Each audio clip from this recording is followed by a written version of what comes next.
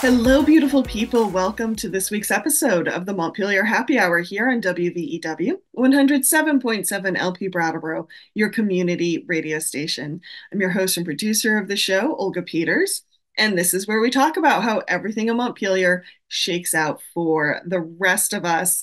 And this week, we get to talk to another Tristan. I want to welcome to the show Tristan Toleno, who has been a representative for Wyndham 9, aka one of three reps from Brattleboro, since 2012. He is currently serving on the House Committee on Appropriations and the State Workforce Development Board. And he will be serving out his term until the end of January. I mean, the beginning of January. However, we're here to talk next steps because after many, many years, well, more than a decade, Mhm. you will be stepping down. And we're going to miss you, Tristan. It's been fun because I was a fairly newbie reporter when you became a newbie lawmaker. So it's been a Well, while. I think that's a fancy way of saying we're getting old, but I will. Well, maybe you are. I'm not, but you Yeah, know. okay, fair enough. Yes. No, it's been an extraordinary 12 years, and it's been meant the world to me to be in this role and to serve the community and serve the state in all the different ways that I've been able to do it. And yeah, I love being here. Love talking about what's going on and also, what it's like to serve and wherever we go. It's great to be here. Uh, we commented earlier that it's also a really strong allergy morning, and I'm definitely feeling it. I can hear it in my voice. But so sympathy to all the listeners who are also experiencing the blizzard of pollen that has been rocking our worlds this week. Oh, I don't quite have a I'm right there radio with you. voice, but it's definitely lowered my register. Well, supposedly that's the better voice for radio, anyways. Mhm. So you're probably nailing the radio audience this morning Or there. getting closer anyway. I'm still probably pretty high, but Well, I want to start, Tristan, just cast your mind way back when. And I'm always interested in why people choose to serve in the state house to begin with, because it isn't, well, I'm sure some people dial it in, I Mhm. guess, but I don't really see how it's something you could dial in very easily. So I'm curious, what made you want to step forward to begin with? It's a good question. And I don't know. Wow, let me think back here. So uh I was lucky in that I had direct experience of some of the people who had served in my district in the same, in the same role.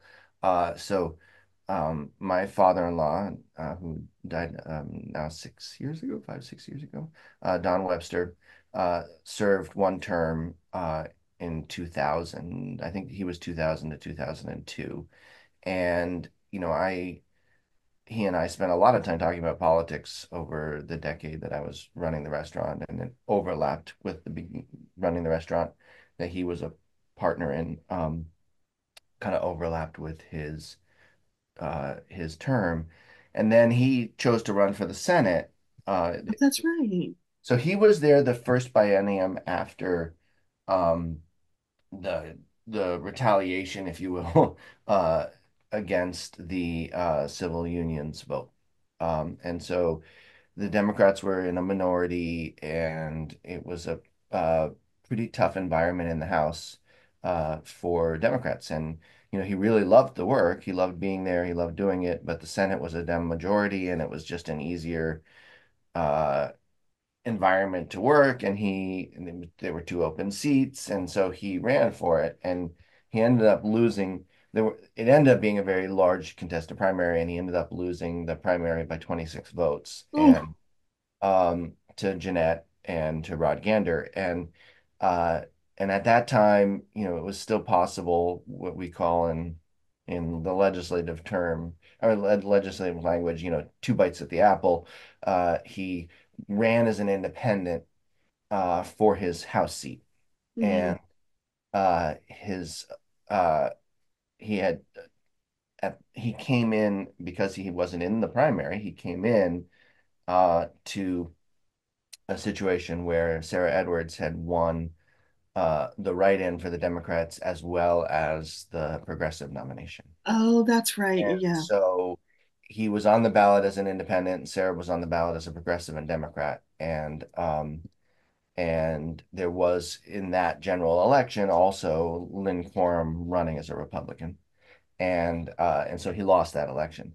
However, Sarah Edwards is the mother of my half brother and half sister and was my stepmother for my most of my childhood, and into my senior year in high school. And so, we were also close, and so I watched and sort of saw what she was doing for 10 years, Hmm. um, and at one point, several years before she ended up deciding she was done, she asked if I would ever be interested, and I said, actually, yes. And that was really the full extent of it for several years. But it coincided for me with a period of my life where I was running the restaurant and learning a lot about what to do and not to do and how hard it is to run a small business like Mm. that. And major managerial boot camp because I was the day-to-day manager, and in the summer I had 75 employees, and we were open 3 meals a day, 7 days a week, and it was like, it was big. It was a big uh endeavor. It was hard, and it was incredibly challenging. But actually, at the same time, I've been really involved in the local food movement. Hmm. Farm to School was getting started, and I was advisor to Farm to School. I was, working with the Career Center as an advisor on their culinary training program. I was uh, on the board and then the chair of the board of the Vermont Fresh Network, which is a chef farmer distributor collaborative that was designed to try to boost um, the local food, and I'd been a part of its founding when I was in culinary school. And so, I was involved in all of these little pockets, and then I had some some employees of color who were experiencing just a lot of attention from Brat PD, and Hmm. I was and I found out that the Civilian Police Communications Committee, after 10 years, was being considered um, for being removed from the town's process Right, by right. the select board. And I got on that because I was concerned about the equity issues at the time. And so I was starting to do all of that. And then I also got my MBA from Marlboro around sustainability at that time. And so looking at larger policy issues around climate and sustainability resilience.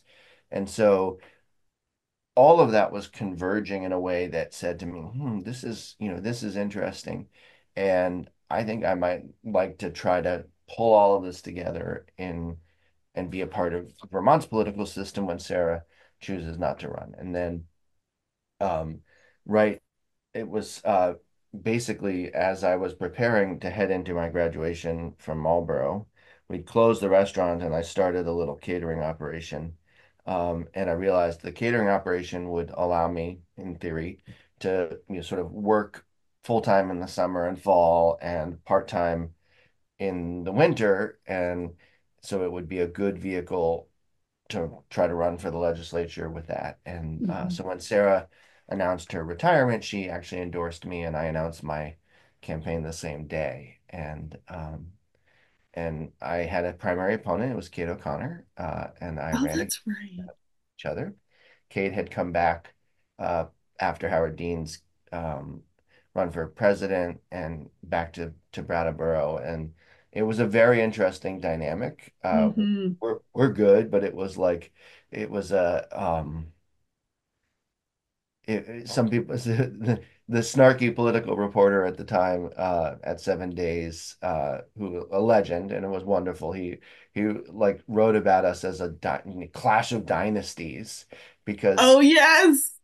Kate's father was the former Speaker of the House, Hmm. first Democratic Speaker of the House from this district, and a local legend. And Kate had worked with Dean, and Dean was supporting Kate, and then the governor inexplicably decided to endorse in the primary, which never happens, and endorsed Kate. And it was like this, and then my father-in-law's former stepmother, and so it was kind of funny. I mean, it didn't feel really honestly like any kind of dynasty, but there was layers of connection. My father-in-law had been a commissioner.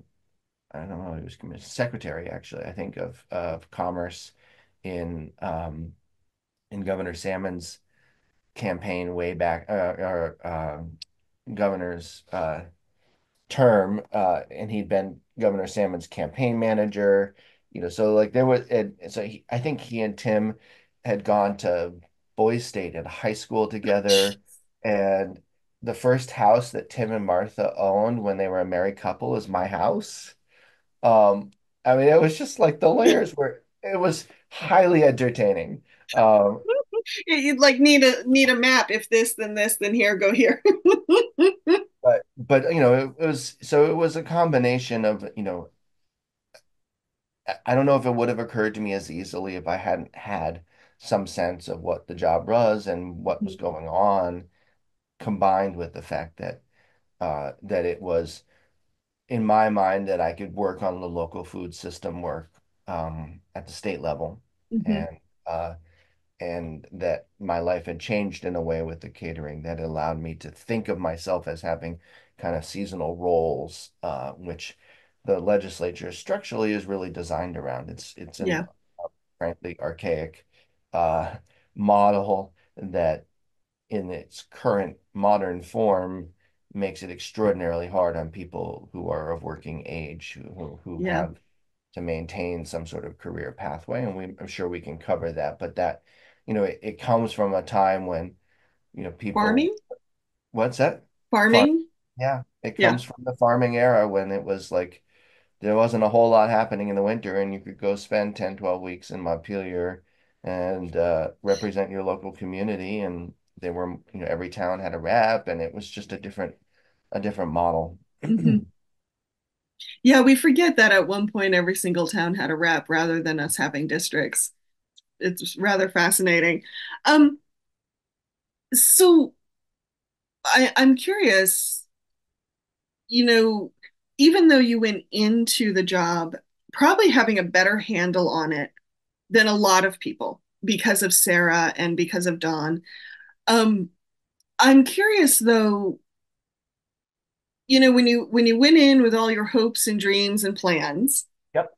and then you get into reality, as we all have those transitions, Yep. and we must grapple with them as well as we can. What was that like? What changed for you? And what did you learn kind of along the way? Yeah, a lot. I'll tell two quick stories I think that are part of my learning. One came later when I was in the leadership team for 4 years, and sort of the middle of my legislative career was on the leadership team. I remember a rep who came in who, uh, in his campaign in a primary, he said, I'm I know how this place works, and you can count on me to be kind of able to move quickly and really get it. And he'd worked for Leahy, and he was very active in politics and paid a lot of attention and was, a businessman. And I remember him saying, "I had no idea how this place worked." He thought he did. He thought he was telling. I mean, he wasn't lying, Hmm. but he got there and he was like, "This is not at all what I thought it is." And so that's one story, and I'll try to stitch these all together. But I remember in the first month of being in the legislature, I tended to work in the evenings in the building. I still do. I mean, I have all throughout my career, but I was kind of in that rhythm, going to dinner with people and then coming back, or hanging out. And there was one evening where one of my committee mates, Will Stevens, who became a really good friend, um, was we were hanging out and after dinner, and he introduced me to the chair of commerce, Bill Botso. And Bill came into the room. We were in our ag room, and he said hi, and he introduced himself.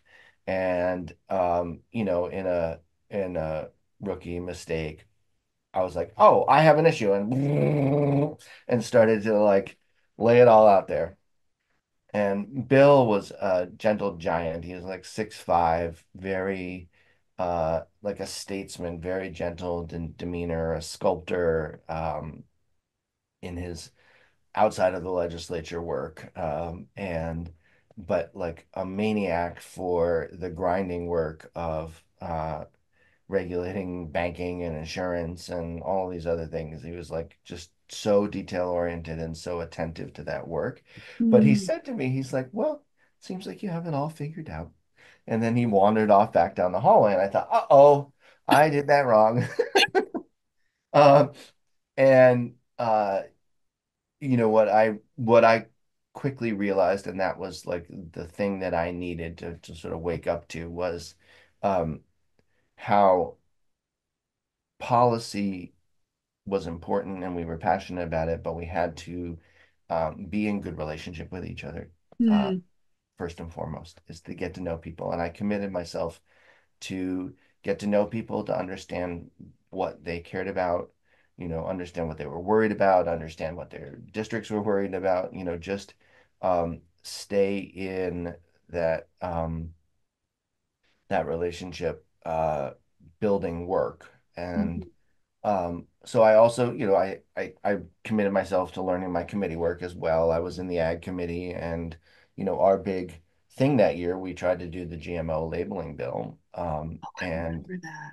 And so, that was fun. And the the person in the committee who was going to be the lead on the floor, uh, when we did it on the floor, started to flounder. And our committee chair had been the majority leader, and she was all over the place scripting us and trying to support us on how to do it. And she was like, "Tristan, take over."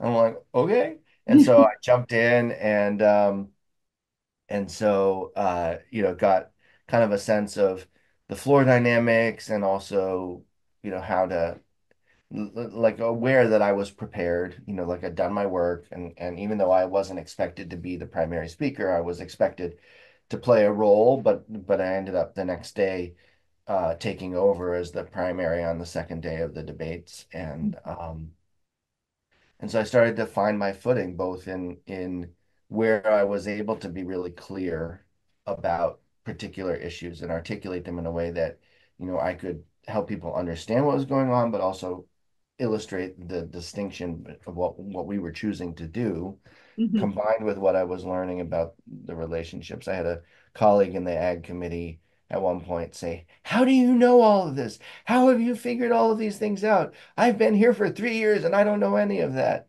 And the difference is that I was talking to everybody.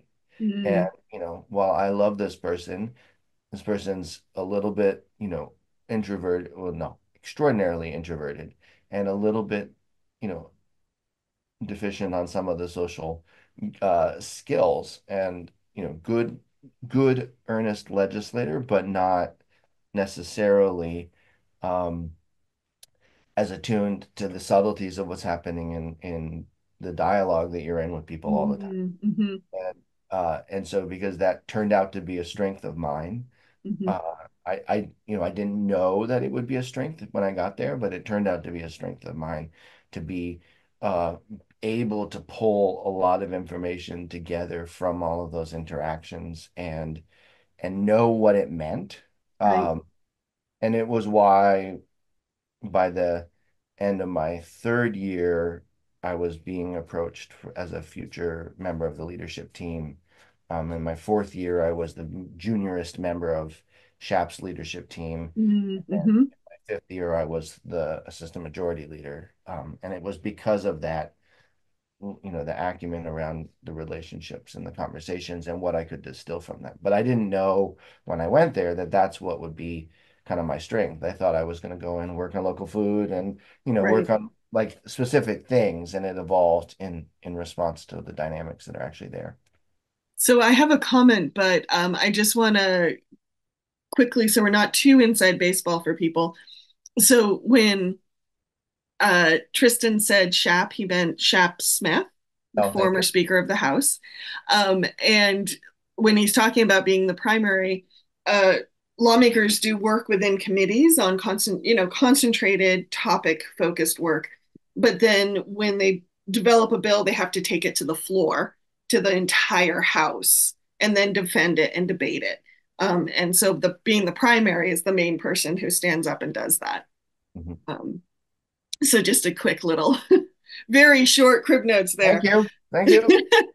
But in a way, Tristan, I'm not surprised in your ability to kind of work with relationships and take in a lot of information at once because you did work in a restaurant for so long, where you're watching food and you're taking orders and you're watching the wait staff and it's kind of Grand Central Station traffic control at all times. So I can imagine that shifting to information and relationships is actually not that big a leap. No, and and I think if you probed a little bit with me at that time as I was transitioning into the legislature, I probably would have acknowledged that the years in the restaurant industry, that what my strength was as a manager was actually the relationships. Mm-hmm, Um, the restaurant was a big operation, and as I said, there were a lot of employees. And if, in a typical summer season when I had 75 employees, it was rare to have more than 15 or so of them over the age of 21. mm-hmm, And so a lot of young people, and I paid a lot of attention to what was going on in their lives, what their needs were, in the kitchen itself. The This is my theory of kitchen life, so I apologize if this is too much of a distraction, but my you know, dad used to own a restaurant, so yeah. for me, Well, no. so there's like I wasn't in the kitchen full time. Well, I mean, I was technically, but if you count it as like 40 hours a week, I was there more than that. Mm-hmm, But I wasn't there every hour that I was in the restaurant because I was also basically I was the operating partner. I did all the financials and budgeting and ordering and scheduling and all of those things. I did all of that. But I spent a lot of time in the kitchen, and I also was very intentional. Like I'd walk through the kitchen and I try to, even just walking through the kitchen, I try to get a read on what the vibe was, mm-hmm, and so I honed my reading ability of body language, and could start to see the warning signs of when the kitchen was on edge. And mm-hmm, um and what I didn't really understand, but I started to get a better sense of over time was like, oh, not only could I see it, but if I spent 15 minutes in the kitchen in a certain way, I could often, uh, very often, sort of turn the energy of the mm-hmm. kitchen into a little bit better coherence. And now, in the work that I do now, when I'm not in the legislature, I work for a company, Global Roundtable Leadership in Keene, As, that yeah, I want we to ask we you. work on team development Mm-hmm, and about how teams share power and leadership and kind of center their humanity. And when I looking back, I'm like, wow, that's what I was doing at the restaurant, centering people's humanity and really focused on the team dynamics and trying to support healthy team dynamics. And there's lots of ways that people have named it. Like there's a bunch of research that talks about the state of flow. There's the French esprit de corps. There's like high functioning. There's lots of words, jargon words that we apply to it. But if anybody has been a part of a musical ensemble or a sports team or a theater production, like when a team is in a high state of coherence with each other, you can feel it. Like mm-hmm. people know it. And the It's question, actually quite a buzz having it is worked quite a on buzz, theater. right? And Yeah. so the question is like, how does that happen? Mm, And what we say in our work from our experience and our research is that it's that's like an emergent quality that comes out of the way that people relate to each other.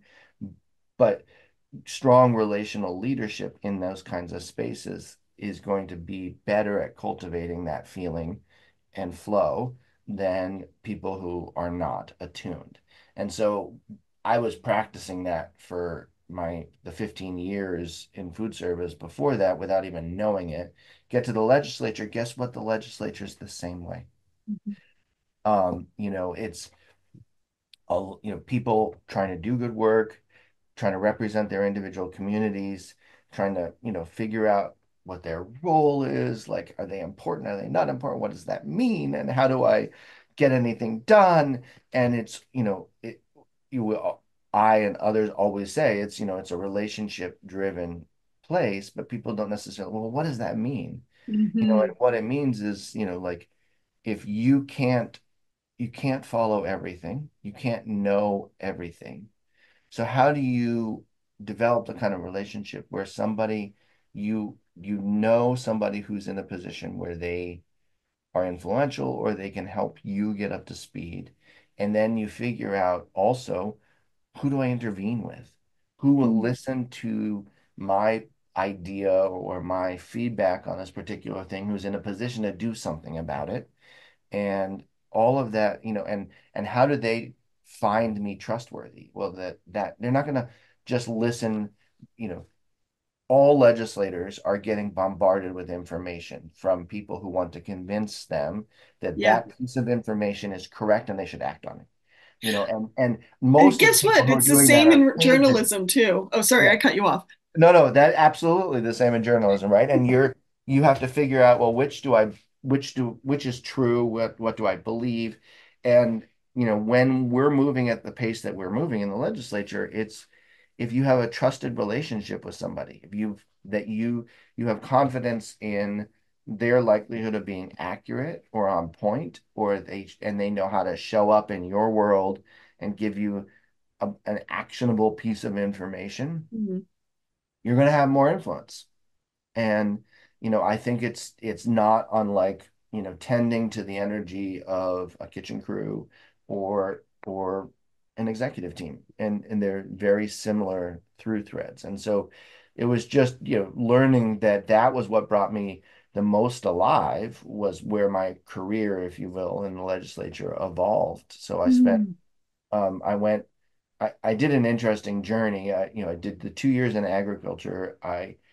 My second year in ag, Shap, Speaker of the House, was pushing for the bill that would eventually, in the next biennium, become Act 46. Oh, okay. And I realized, I was like, I don't think this is smart. This way, the way Hmm. that they were approaching it, I was like, I don't like this is not smart. And I rallied my friend Will Stevens and another friend, Chip Conquest, and the three of us, we jokingly called ourselves the Three Amigos, but we worked our caucus and the independents and some of the Republicans, and we put up enough resistance that that Chap wasn't able to get that accomplished in year two. Hmm. And then he redesigned his committee structure, new chair, new people on the committee, new mission, if you will, brought in some people from Ways and Means, so because he was like, we're going to do this. And that second biennium, I had enough wisdom at that point to understand, okay, the speaker's using all of his power to get it done. I'm not going to win this year. So what do I want to do instead? Like, how do I want to be a part of the conversation and shape it? And so, I spent a lot of time on that, but Act 46 did pass. Hmm. I voted against it, and I said I'm not against consolidation. I'm concerned about the methodology of the incentives and the fact Right. that instead of focusing on what's happening in the classroom and how we improve that to have a real world-class education system, we're going to spend 5 years fighting about governance.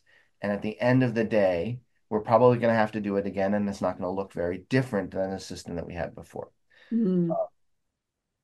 I would say that largely played out. Mm. Um, that the communities, and I have different language for it now, but the communities that moved quickly to take advantage of the tax savings um, were already the successful communities mostly that were ready to kind of self-organize, Right, right. and that all the communities that had school choice or were not as successful already in their governance really struggled with Act 46. I did not vote against it because I thought that the Brattleboro area was going to have a problem, Mhm. because our supervisory union at that time was very coherent with each other, I thought. It turned out that we became one of the hotbeds of resistance of the implementation of Act 46. And it's had a lot of, I mean, Marlboro is not in our supervisory union, but that's my hometown. Right. They wanted to protect their middle school, Mhm. and to the point that they weren't able to, they couldn't find a way to be a part of a new system in compliance with the law. We ended up modifying Act 46 in a way that allowed them to sort of affiliate with somebody, but the current consequence for them is that their tax rates are going up extraordinarily high, Yeah. um and so that, like, that was a trajectory of sort of starting to understand that I could use my relational strengths to influence in the direction I thought I needed to go, but also that I started to understand the larger picture of how power and process work happens in the building, in certainly in Mm. the house. And so by the end of my second biennium, Shap had invited me to be the juniorest member of his leadership team. Okay. Well, Tristan, unfortunately, we need to stop there because we have to hear from some underwriters. But thank you for what you were sharing about power and policy and process. I think that's very intriguing, and so thank you for that. Hey, folks, we're going to hear from some underwriters on WVEW 107.7 LP Brattleboro, your community radio station, and we will be right back. Welcome back to the second half of the Montpelier Happy Hour here on WVEW 107.7 LP Brattleboro, your community radio station. I'm your host and producer of the show, Olga Peters, and if you're just joining me, I'm speaking with Representative Tristan Toleno. I know he was on the show not too long ago, but we were actually talking workforce, which is what Tristan and I often talk about. Mhm. But now we're talking about his life in the legislature because he is one of a couple lawmakers in Windham County who have chosen not to run again. One of three, I think. So we're kind of getting some life stories here, huh, Tristan? We are. Yes, it's been a fun ramble through the past, if you will. Well, before we dive back into the State House, I just want to remind people that BCTV does beautiful work taking the video version of this show and sharing it with other stations around Vermont. So thank you, BCTV, for all you do. And remind folks that you can subscribe to us wherever you find your podcasts, and that the views and opinions of the happy hour are those of the hosts and the guests and nobody else. Not even the very cute little dog that is asleep on Tristan's foot right now that you can't see, but is definitely there adding to the vibe of today's show. So, You have Tristan, very strong opinions about lots of things. I notice house pets tend to. um, in the first half of the show, we were talking about your early days at the State House and how you came to serve and how you started to learn more about leadership and the culture of a place. And in your day job life, we'll call it, you are a member of Global Solutions Roundtable Leadership Organization, an organization that does just this. Mhm. In um, sorry, someone was coming down my driveway. I didn't recognize them, but now I do. And you work on the culture and leadership styles of organizations. So I'm curious, one thing that's so amazing about the State House are the relationships that are built Mhm. and how much people work to make sure that things are built on a very personal level between lawmakers. But I can imagine that has some downsides too, because you can possibly get into things like groupthink or things like that, to use some jargon.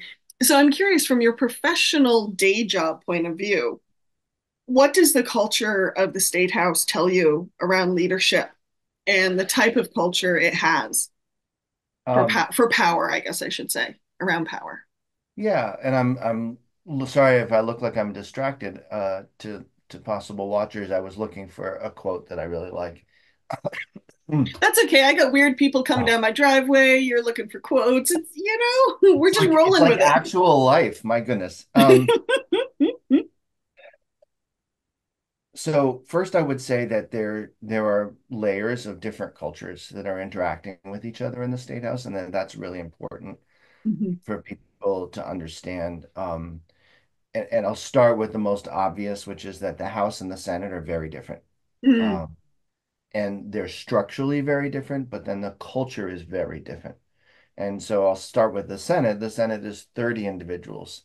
They have much larger districts. They tend, because they have much larger districts, those districts tend to be um, uh, a mix of like, you know, town centers and rural communities and more conservative communities and more liberal communities. And so even in Windham County, where we are generally among the most liberal places in the country, there's a wide variation within Windham County. And a senator who represents the Windham County has to kind of steer towards something that feels representative of everyone, that and is likely to reflect the electorate in some way. So, leaning progressive, but not monolithically so. mm, And mhm. then the Senate has they have to serve in two committees because they don't have enough bodies to populate the committees. So senators have a morning committee and an afternoon committee. Right, right. Um, and half of them are in leadership of committees because they need chairs and vice chairs and ranking members and all of those committees. And so, everybody there's different types of roles. And culturally, um, it's a little bit more like, like I'm going to use the word horse trading as if I think I know what that means, but um, that it's the culture allows individual senators to act more as individuals. Hmm. They, Interesting. like they can go to a colleague, on approps and say, you know, this bill that we're working on that you care about, I'm carrying this water for you, and I need you to help me with getting this particular ask into the budget. And then they make those kinds of agreements much more easily Hmm. because there's only 30 of them. They're on all of these cross-cutting roles, and they have to pick and choose, what they can do and what they can't do. So it's a little bit it looks like 30 freelancers more historically more than it does like a tight system of party affiliation or any kind of leadership activity. They Hmm. have a majority leader now who's pretty active, but she spent 10 years in the House before she went there. And she's bringing a little bit more of the House culture and coherence to the majority caucus in the Senate, which is the Democrats. But that's in my 10-year or 12 years there, that is not necessarily normal for them. Mhm. On the House side, we're 150 people, and it's just fundamentally different to have to try to find a process that works for 150 people. So, And yeah, so go in ahead. other words, you got horse traders in the Senate and cat wranglers in the House? Well, it's more it becomes more tribal. Um, that you're on Okay. team D, team R, team P, or team I, Uh-huh. um, and it's so you spend a there's a lot more support for bringing coherence to the caucus system, uh, Hmm. because you need it. Hmm. If you have the current balance of power is the most asymmetric I think it's ever been in history, actually. So the Dems have 105 of the 150, I think, or something, and then there are four progs. Hmm. And so, and the progressives don't caucus with the Democrats, but often align on votes. Hmm. Um, but the whole notion of caucusing is really important to the way that the House functions and not important in the Senate in the same way. Um, Interesting. and and again, it's because it's just different when you're managing 80 to 100 people in the majority caucus. It's just a different beast to try to help support 80 people to be intentional about their activities together. And how do they do that? And Mhm. so, how do you share information across 80 to 100 people in a way that people can align to its alignment with the values of the party that they represent, with their own home community's needs, and then to their relationships and their desire to be a part of a successful system. Mhm. And uh, so, go Well, ask your question. Go oh, ahead. I was just going to say, and I can imagine too, there's also just that very practical level of how do you make sure it doesn't turn into a game of telephone where you start with one message and by the time it's gone through 80 to 100 people, it is now something else. I can imagine on a practical level, that's pretty difficult as well. It's very difficult, and it's why the House Majority Caucus has multiple people on the leadership team because you need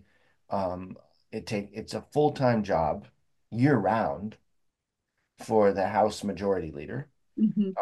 and a full-time job in the building for the whip, the Assistant Majority Leader, who is the traditional vote counter role.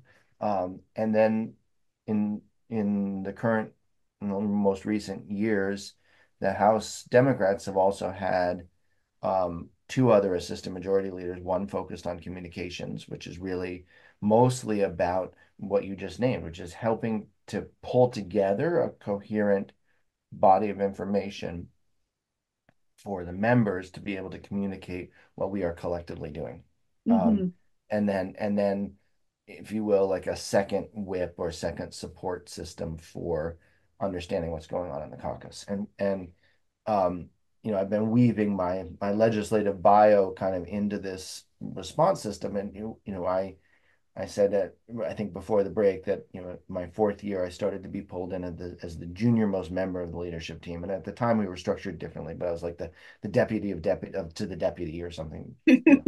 Um, and but in year five I became the assistant majority leader and whip for the House Democrats, and it was when Mitzi was speaker, and now the current speaker, so Mitzi Johnson was elected speaker from she came out of the appropriations committee leadership role there and was elected speaker. And Joe Kerensky, who's the current speaker, was the majority leader, and Emily Long, who's the current majority leader, was with me in that sort of second assistant majority leadership role tied to vote counting and kind of caucus stewardship. Um, and so when you say to people, "Oh, I'm the whip," they're like, "Oh, you twist arms." Well, in Congress, maybe that's the way it works, although I doubt it. I think that's more the myth. Mm-hmm. Um, but the whip role in my experience of it is mostly about knowing what members are going through, knowing Mm-hmm. what they don't know, knowing what issue, what way of understanding a particular bill will support them to make a decision, and knowing when that's not a good decision for their home community. Have they had a chance to influence it in a way so that they at least can go home and say, here's what I advocated for, on behalf of our community. I didn't win that argument, but I supported the final result, or I didn't, Mm-hmm. and there's times when certainly when the majority caucus votes against, some members vote against the majority, on any given issue.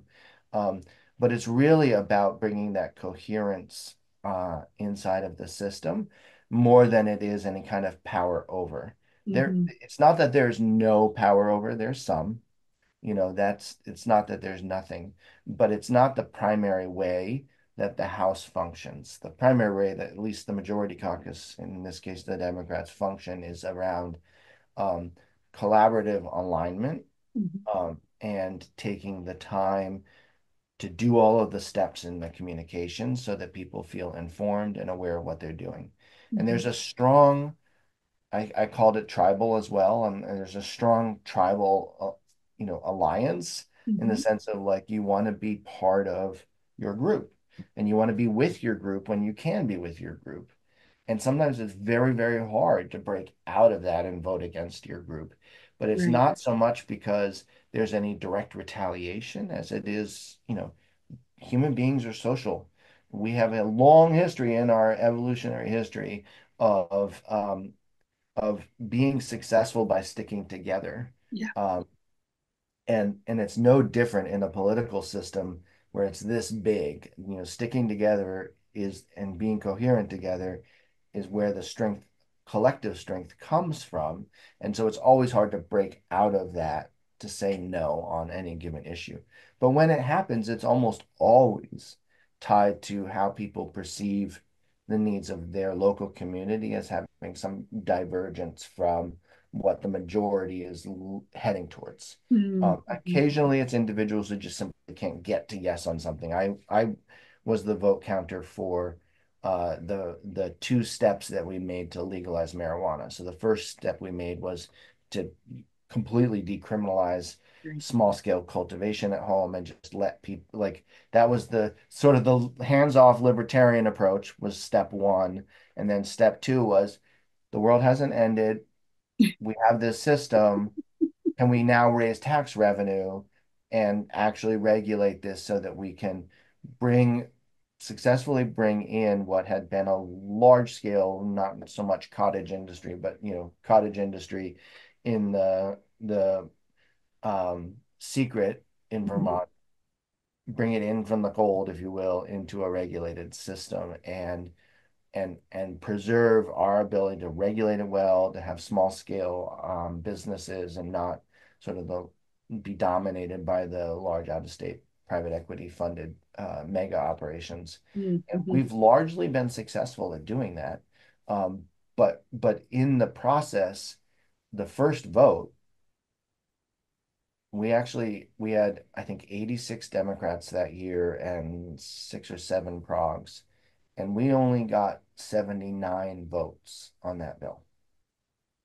Um, I and, remember that being a tough one. and so it was a nail biter. And actually, we brought it to the floor early in the session, and this is not supposed to happen, but it did happen. While it was on the floor, members who had told me prior that they were yeses were changing their votes. Ooh. And, one of the things that we always say in leadership is like, it's okay to be in a different place, but don't surprise us because we have to plan Right. because the leadership team is trying to plan successful process moving bills through all of the different stages, and information is the primary currency.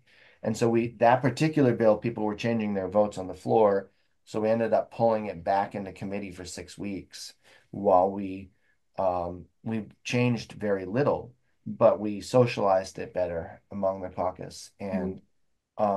And there were, some of those people calmed down and were able to support it, but over the weekend between when I had counted them and when we brought it to the floor, the Vermont Police Chiefs Association was lobbying members really hard.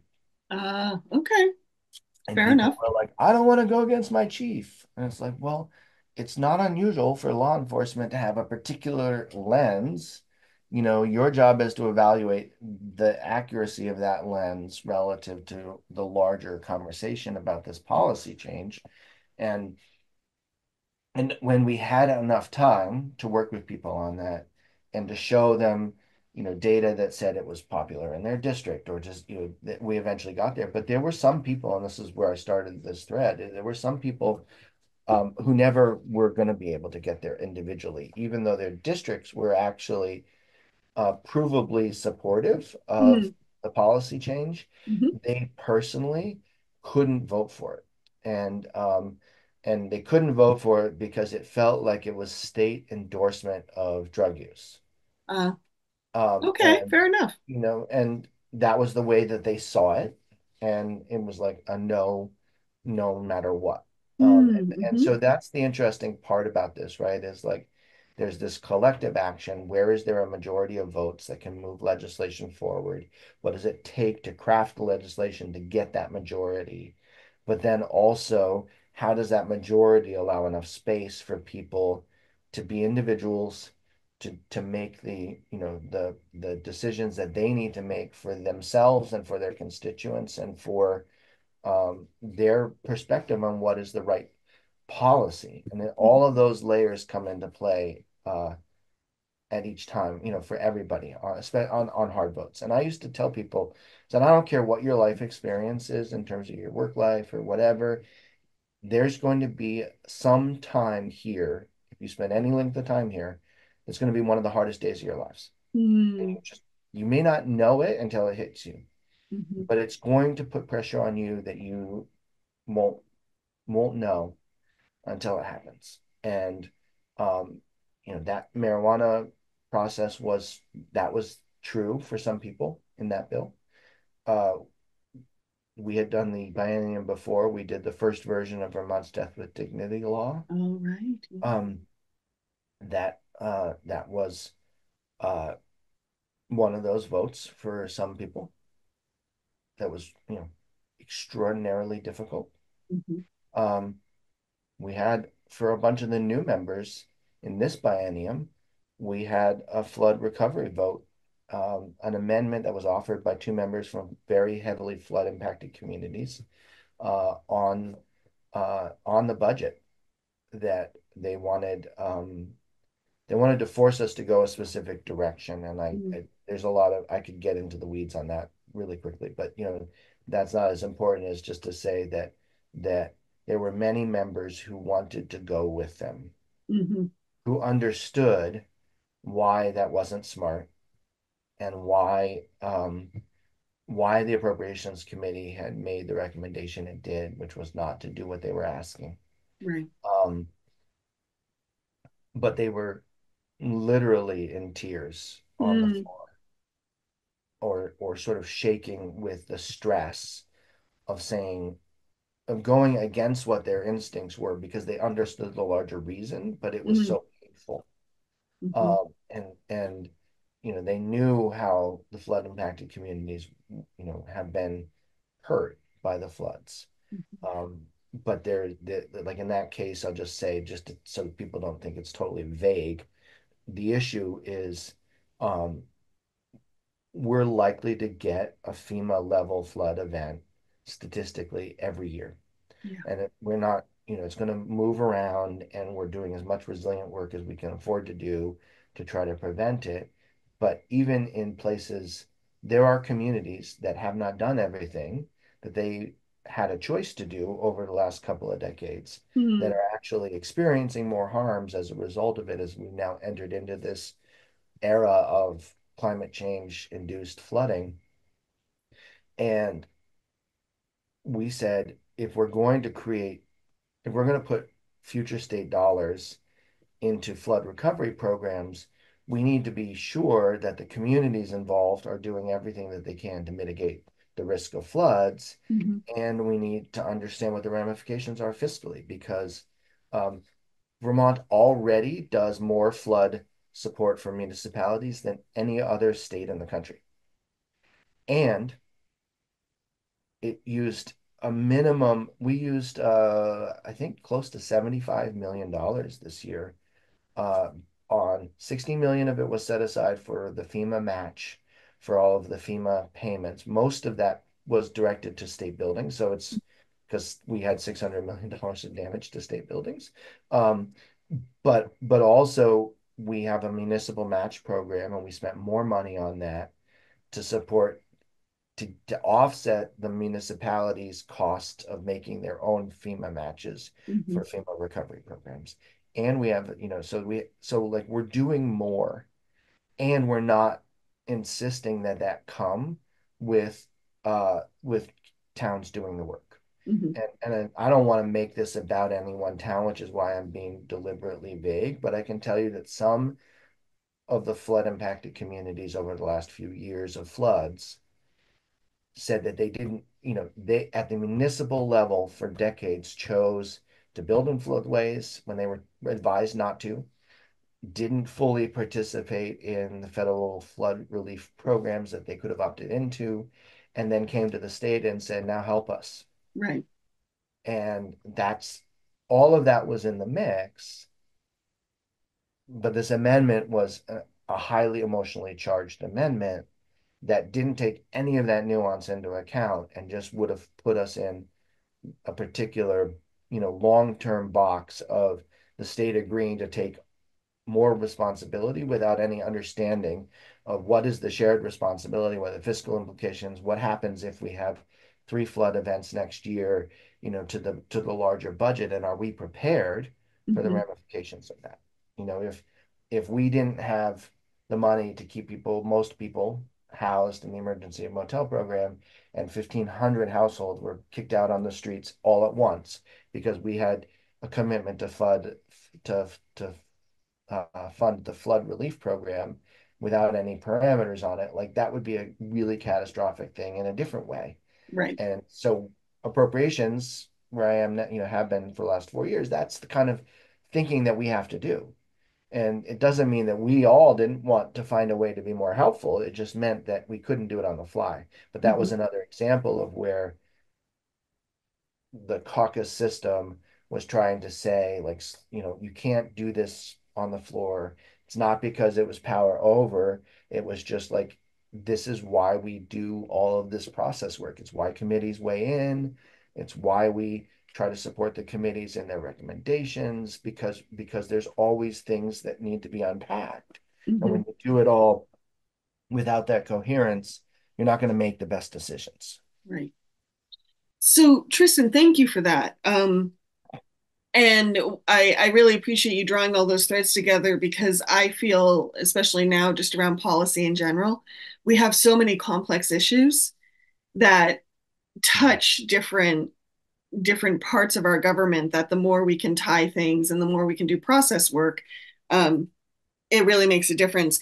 We unfortunately only have a few minutes left, but I want to quickly touch on why you have chosen to step away after Yeah, 12 years. yeah. And I know it's not a short answer, um, but I think the reason you're stepping down is actually rather important to talk about. So I'd love if we could at least touch on it. Yeah, and I'll try to be quick. Um, so obviously you can tell I haven't lost my passion for the work. And so it's not about that in any way. And it's one of the limitations of the legislature that it was designed in a different era and funded with the assumption that we could be a very part-time citizen legislature. Um, where this isn't a job or a career, but it's something that you just do as community service. And the problem with that, and for the record, our salary for the year is about $13,000, and we get expenses paid at a certain amount, and if we don't spend all of that money, we can get a little bit more, but it's pretty rare for anybody to save enough money to do maybe more than 18,000 with the two combined. Like it's and we moved, for those of us who live far enough away, we moved to Montpelier for a minimum of 4 days a week.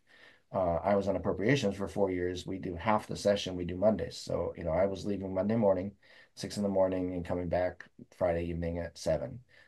And so if you're needing to work, you're in the middle of your career. So if you're younger, generally speaking, or not independently wealthy, like serving means that you're giving almost half of your year plus a whole bunch of volunteer time when you're back at home and not in session, for a very low salary, no benefits, and a lot of responsibility. And um, it has worked in many ways, but it also has meant that we're going to lose people who don't have retirement security, who can't afford to be without health insurance.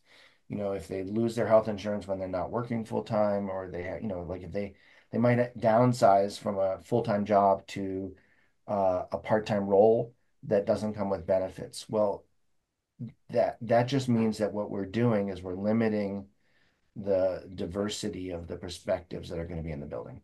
Mhm. in the big picture, and it's why I and others have supported us trying to do more on the health insurance and salary side, Mhm. not to be getting rich doing it by any stretch, because I think, the most ambitious proposal I think gets us gets the legislators up to about 35,000 a year, but so nothing extraordinary, but something we've got to mitigate that harm. And for me, I spent 25 years in food service and then cobbled together those part-time roles around the legislature for the last 12 years.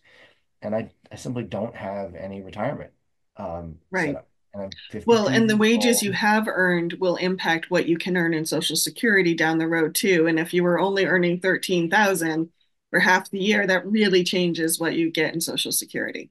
That's right.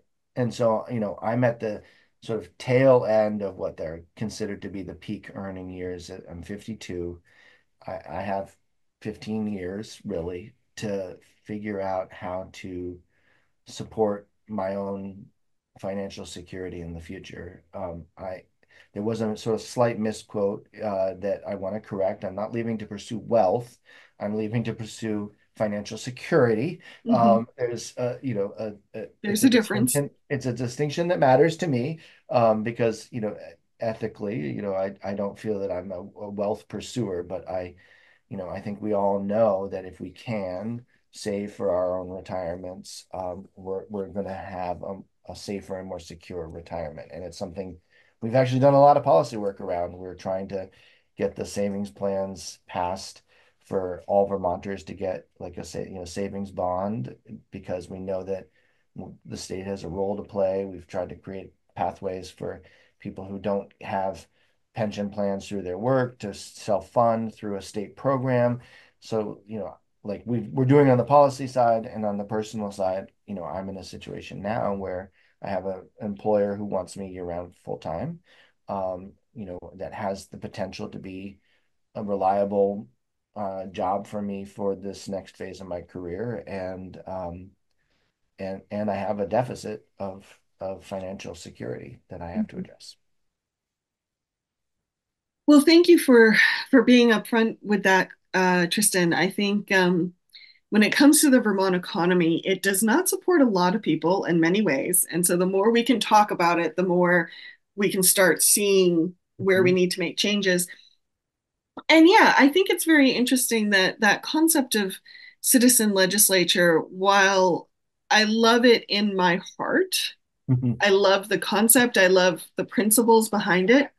Um, it does, it raises questions. And when someone doesn't have financial security, that impacts the community as a whole. Mm. And so I think it does raise some bigger picture questions when you have 150 people every year who may not have that financial security in the long run. Um, we are out of time, but I just want to touch base and see if there's anything you wanted to leave listeners with before we head out. Just gratitude. Gratitude for the opportunity to serve, for the vibrancy of the community that I live in and represent, and to the state and to our where we have been really bold and ambitious as a state, to try to make for a better future for Vermonters and to be responsive to climate change, and a whole lot of other issues, and also, for where we aren't as strong as we can be. I hope very much that we continue to evolve our understanding of what we can do, because as you said, the Vermont economy is not one where it's easy for everybody. There's a lot of wonderful benefits about being here, but there are ways that we're quite hard on ourselves, or quite unable to kind of bring people and our business models into uh, a level where people can thrive more easily. And it's not about getting rich, but it is about supporting our collective thriving. And I do agree with you. We need to constantly interrogate that. But gratitude, all directions, and for you. Why, thank you, Tristan. If people wanted to get in touch with you or follow your work at least through January, how can they do that? Yeah, probably the best way is through the legislative website. I have a legislative email, Toleno, Toleno ENO at leg.state.vt.us. And there is a phone number that is directed to the Sergeant at Arms office, and they'll get me any messages that come in even out of session. They email us the messages or they mail them to us, and if they're long. So either way, you can reach me that way. And trying to think if there's any other good way. Uh, I'm out and about in the community, and I'm always open to the supermarket aisle conversations. 40 minutes a tax policy in the co-op produce section not too long ago. You know, that's pretty much par for the course, and I'm happy to be there for people. Okay, well, thank you so much.